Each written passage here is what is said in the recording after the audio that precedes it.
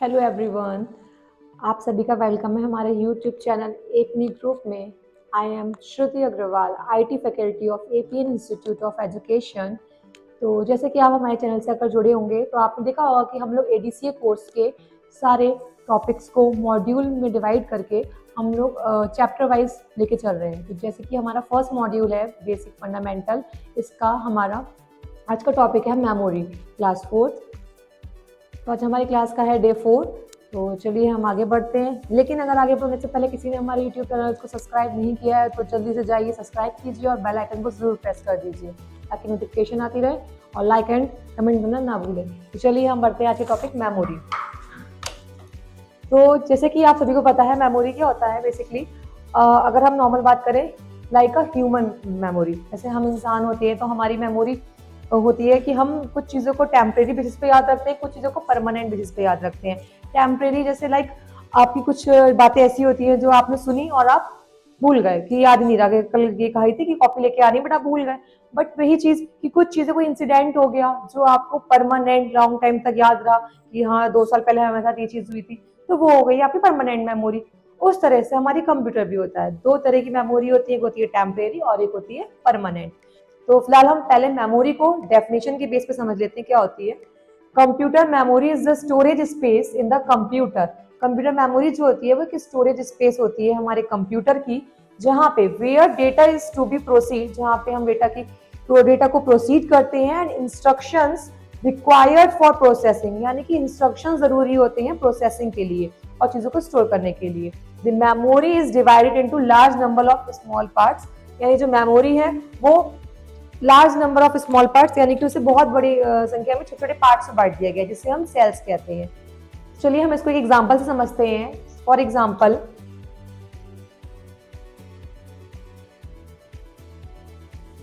If computer has 64K words, यानी कि किसी कंप्यूटर में आप 64K वर्ड्स हैं, ठीक है, तो उसकी मेमोरी लोकेशन क्या होगी। तो if any computer has 64K words, then this memory unit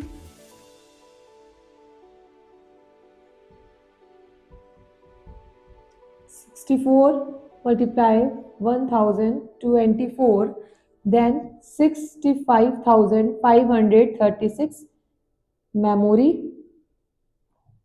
location. That means this address, यानी कि जो इसकी लोकेशन का जो एड्रेस होगा वो वेरी करेगा 0 to 65,535 के बीच में। तो ये हमारा एक मेमोरी का छोटा सा है कि आपके कुछ वर्ड्स थे जिसे आपने काफी पार्ट्स में डिवाइड कर दिया, तो उसके क्या बन गए, सेल्स बन गए जो वेरी कर रहे हैं 0 से लेके 65,535 के बीच में। तो अब आगे बढ़ते हैं। अब हमारा है टाइप्स ऑफ मेमोरी। तो हमारा नेक्स्ट टॉपिक है टाइप्स ऑफ मेमोरी। तो अब हम पहले टाइप्स ऑफ मेमोरी को एक फ्लो चार्ट के जरिए समझेंगे, उसके बाद इनको टॉपिक डिटेल में एक्सप्लेन करेंगे। सही, टाइप्स ऑफ मेमोरी हमारी मेन 2 टाइप्स की होती है, प्राइमरी एंड सेकेंडरी। थर्ड दे रखी है कैशियर मेमोरी। तो पहली हमारी बट मेन 2 ही होती है, प्राइमरी एंड सेकेंडरी। इसे हम टेम्परेरी मेमोरी भी बोलते हैं और इसे हम बोलते हैं परमानेंट मेमोरी। जो हमारी प्राइमरी मेमोरी होती है इसे 2 पार्ट्स में डिवाइड किया गया है, रैम एंड रोम। रैम जो होती है हमारी मेन मेमोरी कहलाती है, इसके फुल फॉर्म होती है रैंडम एक्सेस मेमोरी। रोम जो है रीड ओनली मेमोरी। रैम के 2 टाइप्स होते हैं, S RAM and D RAM. S मतलब स्टैटिक रैम, डी मतलब डायनेमिक रैम। और रोम जो होती है इसे 3 टाइप्स में बांटा गया है, पी रोम, ईपी रोम, ईपी रोम। सेकेंडरी मेमोरी के कुछ एग्जांपल्स हैं जैसे hard disk, magnetic tape, CD, DVD, zip disk etcetera. तो अब बाकी जो है हम इसको डिटेल में पढ़ेंगे। तो अब हमारा टाइप्स ऑफ मेमोरी में पहला टॉपिक है primary memory. Primary storage is the component of the computer that holds data in programs and instructions that are currently in use. That means कि हमारी प्राइमरी मेमोरी जो होती है वो कंपोनेंट्स कंप्यूटर की होल्ड करती है, जैसे हमारा कोई भी डेटा हो गया, प्रोग्राम हो गया जो हम करंटली यूज कर रहे हैं। दैट मीन्स हम जो भी वर्क कर रहे हैं एट प्रेजेंट वो हमारा प्राइमरी मेमोरी होल्ड करती है। Primary storage is located on the motherboard. ये कहाँ लोकेट होती है, हमारे मदरबोर्ड पे लोकेट होती है। एज अ रिजल्ट, इसका रिजल्ट ये होता है कि data can be read form and written. Data जो होता है वो हमारा दोनों फॉर्म में हो सकता है, रिटन फॉर्म में भी हो सकता है एंड रीडिंग फॉर्म में भी हो सकता है। To primary storage extremely quickly, यानी कि हमारे किसी भी स्टोरेज को रिटन हो या रीडिंग फॉर्म में हो, दोनों को बहुत क्विकली वर्क करने में हमारी मदद करती है। तो प्राइमरी स्टोरेज जो होती है वो बेसिकली हमारी कंप्यूटर की स्पीड को भी मैनेज करने का काम करती है। तो हम देखते हैं टाइप्स ऑफ प्राइमरी मेमोरी।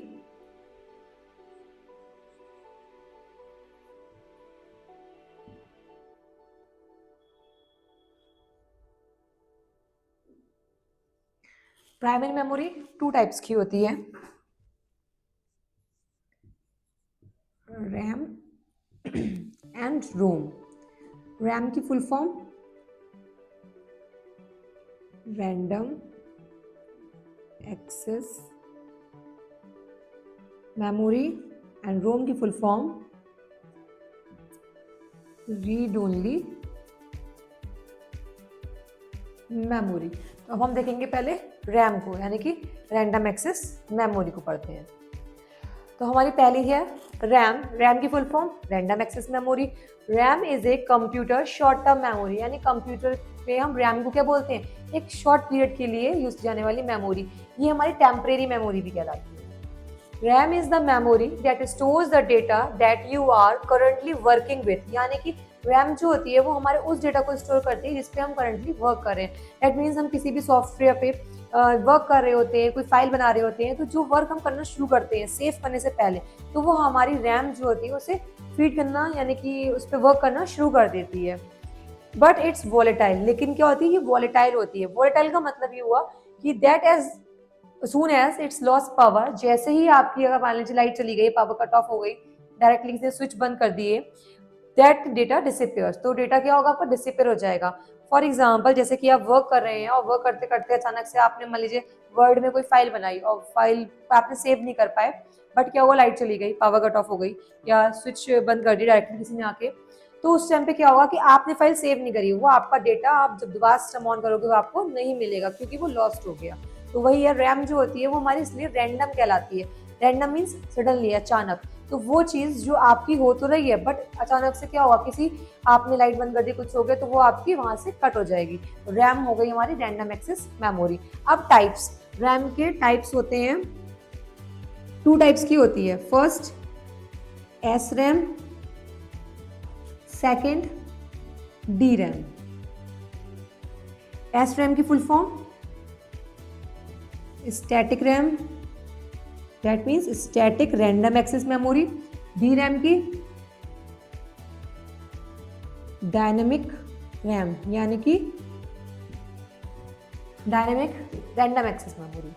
ठीक है, अब हम इन दोनों को एक डिफरेंस से समझेंगे, यानी कुछ पॉइंट्स हैं दोनों में, डिफरेंस क्या है, मतलब एस रैम क्या होती है, डी रैम क्या होती है, इसे एक हम छोटे से डिफरेंस से समझते हैं। जैसे कि कुछ पॉइंट्स बता देते हैं, जैसे एस रैम है स्टैटिक रैम। नॉर्मली जो आप लोग सिस्टम देखते हो, हम लोग डायनेमिक रैम का ज्यादा यूज करते हैं, ठीक है, क्योंकि ये हमारी इसमें जो कई चीजें हैं जो हमारे अकॉर्डिंग अरेंज होती है। बट एस रैम जो होती है वो थोड़ी सी अलग होती है। जैसे कि क्या, एस रैम जो होती है वो एक्सपेंसिव होती है, मतलब थोड़ी सी महंगी होती है, हर कोई अफोर्ड नहीं कर सकता। डी रैम जो होती है वो इनएक्सपेंसिव होती है। हम एस रैम में बस एक क्वालिटी है कि हम एस रैम को बार बार हमें रिफ्रेश नहीं करना पड़ता है, मतलब जब आपने बस हम होल्ड किया, ऑन किया, जब तक आप एक काम कर रहे हो तब तक वो आपको उस चीज को होल्ड करे रहेगी, तो बार बार आपको इसमें रिफ्रेश नहीं करना पड़ता। तो नॉट नीड टू रिफ्रेश, मतलब बार बार नहीं करना पड़ता है। एंड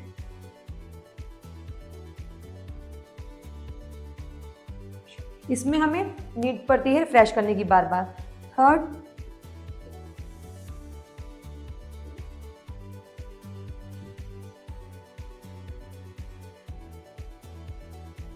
जनरेट्स मोर हीट, यानी कि एस रैम जो होती है वो ज्यादा हीट जनरेट करती है। डायनामिक रैम इसके मुकाबले जनरेट लेस हीट्स, यानी कि कम हीट जनरेट करती है।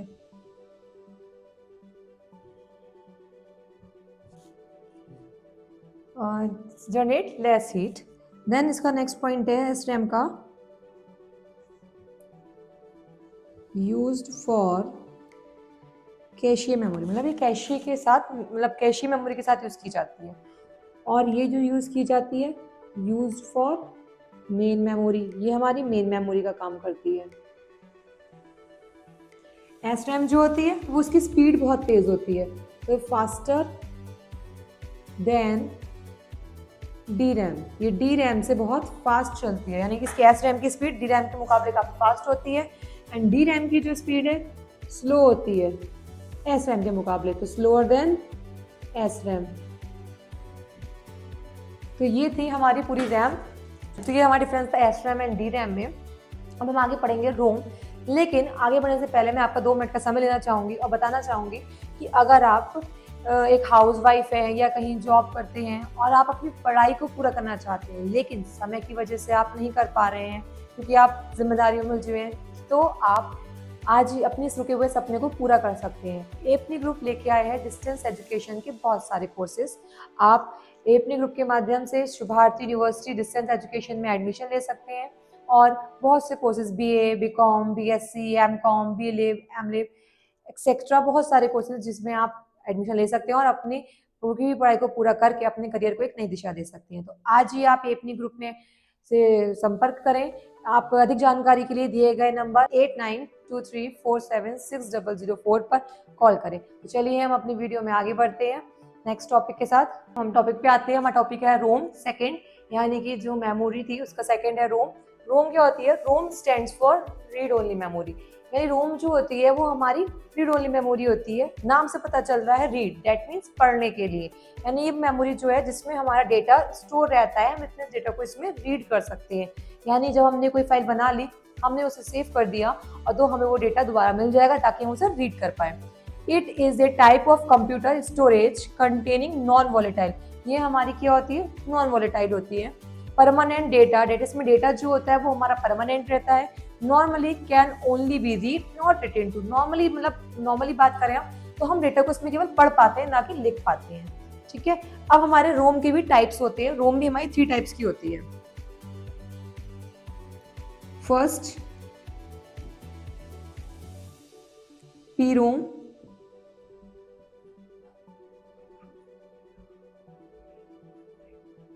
Programmable read only memory. ठीक है, फर्स्ट है हमारी प्रोग्रामेबल रीड ओनली मेमोरी। ये मेमोरी जो होती है ये हमारे डेटा को केवल पढ़ने का काम करती है। दैट मीन्स हम अपने डेटा को इसमें रिटन चेंज नहीं कर सकते हैं, मतलब हमारे लिखे हुए डेटा को हम इरेज नहीं कर सकते। हमारा डेटा सेव है, उसे केवल रीड कर सकते हैं, पढ़ सकते हैं। Second EPROM, erasable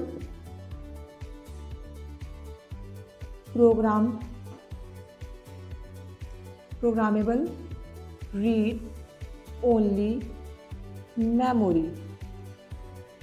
that means इसमें हम अपने डेटा को इरेज कर सकते हैं और हमारा जो डेटा है वो रिप्रोग्राम कर सकते हैं। तो it's memory erase and reprogram our data, यानी मेमोरी जो है हमारे डेटा को इरेज कर सकती है और रिप्रोग्राम कर सकती है।